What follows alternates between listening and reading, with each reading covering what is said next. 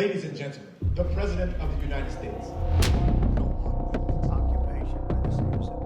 The U.S. will take over the Gaza Strip, and we will do a job with it, too.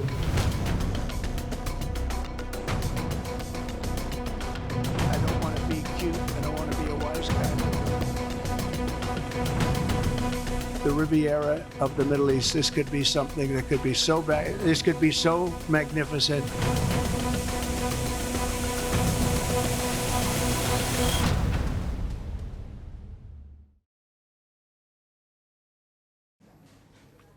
You can put a real estate mogul in the White House, but you cannot take real estate out of him. President Donald Trump has proven that. Yesterday, he hosted the Prime Minister of Israel, his best buddy, Benjamin Netanyahu. After the talks, both men addressed the press, and Trump unveiled his plan for Gaza, a classic realtor's tactic. Remove the people, demolish what remains, and rebuild the whole place. The U.S. will take over the Gaza Strip, and we will do a job with it, too. We'll own it and be responsible for dismantling all of the dangerous unexploded bombs and other weapons on the site, level the site and get rid of the destroyed buildings, level it out, create an economic development that will supply unlimited numbers of jobs and housing for the people of the area.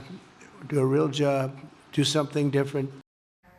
This is unprecedented stuff. Trump wants the U.S. to take over the Gaza Strip. He wants to raze all the buildings, dismantle the explosives, and create new housing societies. There are two obvious problems with the plan. One, Gaza is Palestinian land. It does not belong to the United States or Donald Trump. And two, Gaza is not empty either. 2 million Palestinians live in Gaza. What will happen to them? President Trump seems least bothered about that. He suggested that neighboring Arab countries will host them, countries like Jordan and Egypt. I know this sounds absurd and imperialist already, but it gets worse. Trump gave a long explanation for why this plan is necessary. Not strategic convenience, not humanitarian concerns.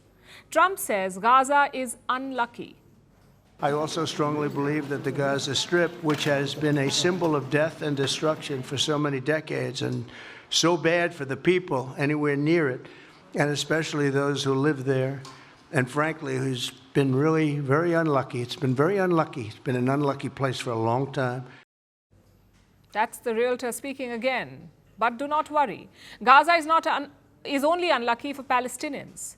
For everybody else, it's perfect beachfront property. That's what Trump is pitching here. He wants to turn Gaza into the Riviera of West Asia. Listen to this. And I don't want to be cute. I don't want to be a wise guy, but the Riviera of the Middle East, this could be something that could be so bad. This could be so magnificent. Trump says he has pitched this plan to West Asian leaders, and he says they'll love it. But we're not so sure. Arab leaders have already rejected this plan. They say Gazans should not be pushed out. In fact, Jordan has gone one step ahead. They are ready for war to prevent the displacement of Gazans, because Jordan would be the worst affected.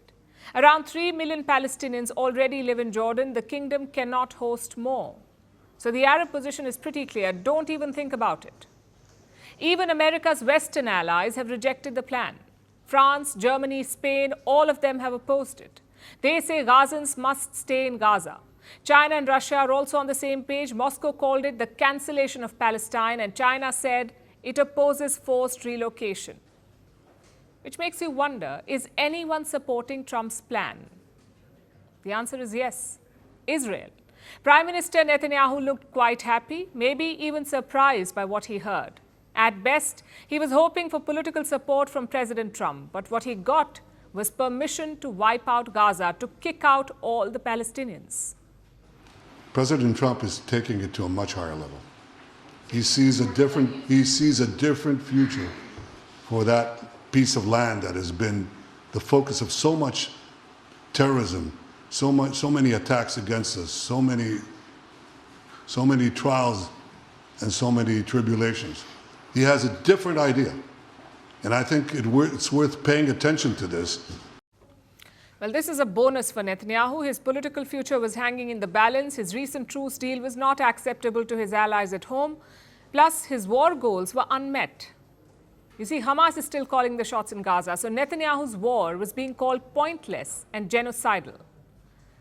But Donald Trump has thrown him a lifeline. His far-right allies love this Riviera plan. If enacted, it would end all hopes for a Palestinian state. But here's the crazy idea. Ask the Palestinians. For Israel, Gaza may be a piece of land. For Trump, it may be beachfront property. But for Gazans, it is their homeland. And they do not plan to leave it. We are staying steadfast in our land here. Who wants to rebuild should not kick us out under the pretext of rebuilding. You helped Israel in the first place in this destruction that we can see here. How could a Palestinian who holds the Palestinian nationality and whose all ancestors died on this soil go to Egypt, Jordan, or any other country? These are rejected statements, and it will not pass on the Palestinian people. This president, who is called Donald Trump, comes to us with a new method to displace us from our country where we are rooted. This is our land. We will not get out of it.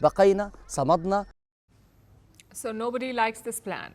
Not the Palestinians, not the Arabs, not the Europeans, not the Russians or the Chinese. Only Donald Trump likes it. And how will this proposal affect the region? What does it mean for West Asia? Let's look at the three possible impacts it could have. Number one, a setback to the Gaza ceasefire deal. The second stage of talks are slated to begin soon, but Trump's comments will undermine it because any deal is built on trust. Why would Hamas negotiate if the plan is to relocate Gazans, to turn Gaza into some resort town? So Trump's proposal endangers the existing truce. That's impact number one. Impact number two, a setback on Arab-Israel normalization. Saudi Arabia has made its position clear today. No Palestinian state, no normalization. In fact, let me quote from their statement. His Royal Highness Prince Mohammed bin Salman, Crown Prince and Prime Minister, emphasized that Saudi Arabia will continue its relentless efforts to establish an independent Palestinian state with East Jerusalem as its capital and will not establish diplomatic relations with Israel without that. So Israel cannot have it both ways, which brings us to impact number three. The pretense is gone. The US was never serious about a two-state solution. They just want a strong and thriving Israel. Other presidents sugar-coated this position. Donald Trump is just being blunt about it. Because this plan is a death blow to Palestinian statehood. It is textbook ethnic cleansing. If Trump gets his way, it would weaken the global system further. It would erode concepts of sovereignty and territorial integrity. Because this is geopolitics. We deal with countries and people here, not properties and tenants. We're calling the show Vantage. We hope you like what we've put together for you. Touted as the minimum two-ways defense from that video. India's neighbors were the first to send the special edition of Vantage live from the White House throughout this week. Yes, Hindu Mandir we're on our way to Tel Aviv. Pretty measure, but it's also the perfect way to drive. I don't think that Prime Minister of Bhutan, Sherin Tagwe. Welcome to 60% of the world's office. Prime Minister Modi did the iron. We were actually How are you doing? How do you like? It's been 1 year since that meeting. Iron bars separate you from the outside. Out the vote effort. Trump had, it says, and at $4.3 trillion. 300 billion by 2030. That's what we need to tackle climate change.